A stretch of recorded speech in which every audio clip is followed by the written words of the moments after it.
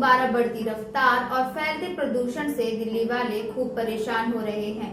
राज्य सरकार पिछले 7 महीनों से कोरोना को रोकने की कोशिश में लगी हुई है, लेकिन वहीं हर साल के अक्टूबर-नवंबर महीने में दिल्ली में उड़ता जहर एक बार फिर से दिल्ली वालों के लिए मुसीबत बन चुका है। एक तरफ कोरोना महामारी और दूसरी तरफ प्रदूषण की मार झेल रहे लोगों का बुरा हाल हो रहा है और इसी मुसीबत से निजात दिलाने की कोशिश में लगी दिल्ली सरकार ने राज्य में पटाखे जलाने पर बैन लगा दिया है। सीएम केजरीवाल ने सभी दिल्ली वासियों से अपील की है कि वो कोरोना काल में बढ़ रहे प्रदूषण को देखते हुए इस बार दीपावली पर किसी भी तरह के पटाखे न जलाएं। वहीं दिल्ली सहित हरियाणा, पश्चिम बंगाल और राजस्थान के बाद अब ओडिशा सरकार ने भी पटाखों पर रोक लगा दी है। ओडिशा सरकार ने 10 से 30 नवंबर तक पटाखों की बिक्री और इस्तेमाल पर रोक लगाई है। हालांकि दिवाली उत्सव के पहले पटाखे जलाने पर बैन लगाने का ये फैसला दिल्ली सरकार ने पहली बार नहीं लिया है। इससे पहले भी सरकार इस नियम को लागू कर चुकी है,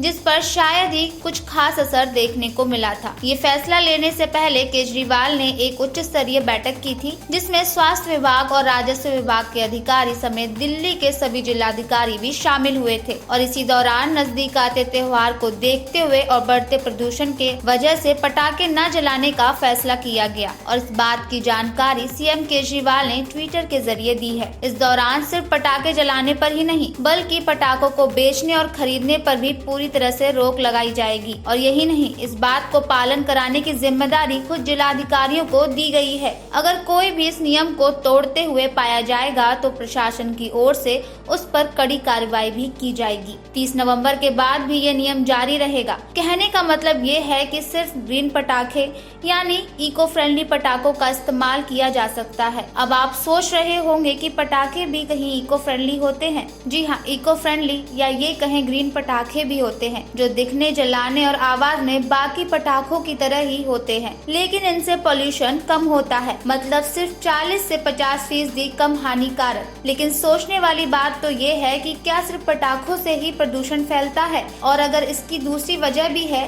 तो दिल्ली सरकार उन पर एक्शन क्यों नहीं लेती। सिर्फ कुछ महीने सड़कों पर ऑड इवन नियम लागू करना ही सब कुछ नहीं है।